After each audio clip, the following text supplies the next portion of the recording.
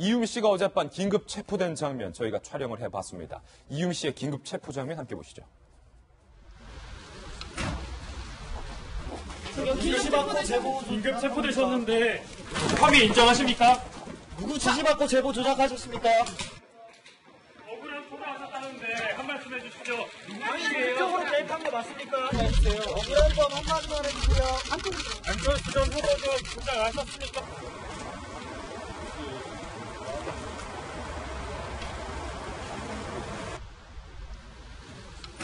네, 김명민 박사님, 지금 이유미 씨가 어젯밤 긴급 체포되고 있는 모습 함께 보고 계신데요. 이유미 씨와 이준서 전 최고위원이 나눴던 대선 기간 중 카카오톡 대화도 지금 공개가 된 상황입니다.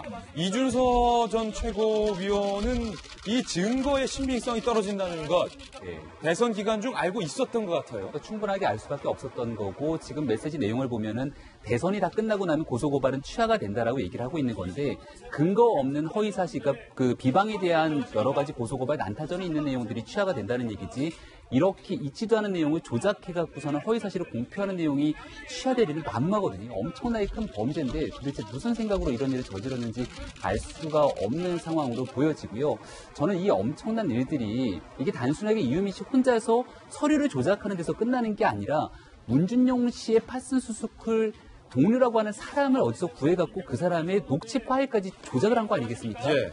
이게 단순하게 한 사람의 행동으로 가능한 일이었을까? 그리고 이것들을 결국 이유미 씨라든지 이준서 전 최고위원이 스스로 뭔가 본인의 SNS를 통해 갖고서는 공개한 내용이 아니라 국민의당이 당 차원에서 추진한 내용으로 가도 무방한 상황이기 때문에 도대체 어느 선에서까지 이 내용들이 연결되었을까가 이제 검찰의 조사 결과 분명히 밝혀져야 될 내용으로 봅니다. 예, 지금 이준서 전 최고위원 같은 경우는 몰랐다, 이게 조작된 건지 몰랐다 이렇게 주장을 하고 있는데, 오늘 공개된 이 카카오톡 대화방을 보면요, 박상철 교수님, 이준서 전 최고위원에게 이유미 씨가 꾸며낸 일이라고 털어놓자라고 대선 기간 중에 이미 제안을 했던 것으로 나와 있어요.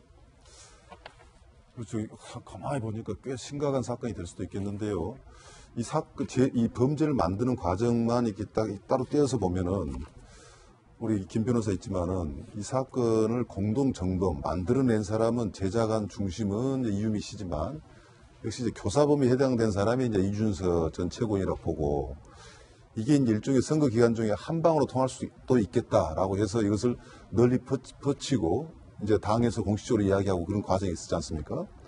저는 어저께 박주선 대표 비상대책위원장이 이 사건을 미리 고백한 줄 알고 참으로 용기 있구나. 예. 그래서 이 사건을 쉽게 털치고, 뭐 청와대도 단순하게 이것을 갖다 사필 규정이다 뭐 이렇게 말하지 말고 포용력으로 받아들여서 국민의당을 좀 감싸는 방향으로 가라라고 이야기를 했지만, 이 사건의 내용이 파고 들어가다 보면은 이것도 조그만 고구마 줄기가 있을 수도 있다고 저는 봅니다. 예. 그래서 이것이 과연 국민의당에서 얼만큼 관여를 했던 것이 범죄 수사의 대상이 될 수도 있고, 더 나아가서 이제 국민의당은 우리 김근식 교수가 잘 알겠지만 정치적으로 많은 파장이 있을 수밖에 없는, 어쩌면 안철수 당이라고 할 만큼 안철수 전 대표의 영향력이 막강한 정당인데 그게 괴멸될 염려도 있고요. 또 8월 말에 어쨌든 그 당 전당대회가 잡혀 있지 않습니까? 그렇다면 당 내에도 다른 기류가 있거든요.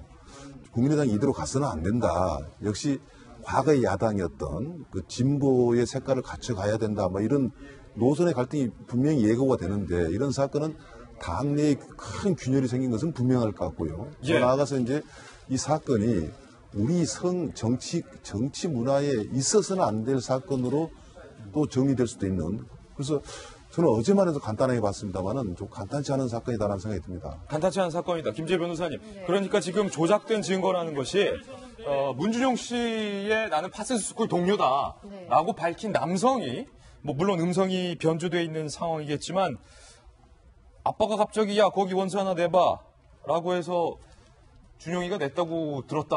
뭐 이런 식의, 사실은 당시 문재인 대통령 후보와 직접적으로 연관이 돼 있다. 뭐 이런 식으로 진술을 했던 녹취 파일이었어요. 네.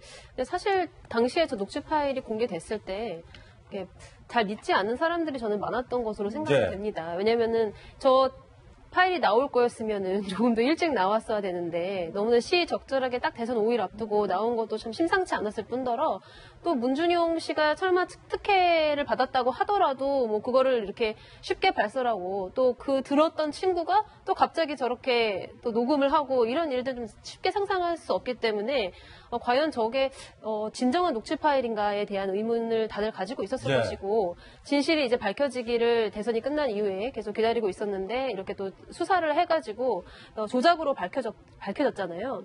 특히 이제 아까 본 그 카톡 내용을 보면은 그 이준석 위원장이 대선 끝나면 고소고발 모두 취해야 된다라고 되어 있는데 보통 선거 캠프에서 일하는 사람들이 전부 이런 마인드를 가지고 있어요. 그러니까 조금 내가 약간 흠집 내는 상대방 비방하고 이런 행위를 하더라도 대선만 끝나면 어차피 다 없던 일이 되니까 상관없다라고 생각하는데 두 분 다 이유민이나 이준석 씨나 정말 적정한 그 철학 없이 정계에 뛰어들어서 그냥 마냥 이 권력만을 쫓다가 이런 사태까지 벌어지게 된 것이 아닌가 정말 안타까운 현실입니다. 예.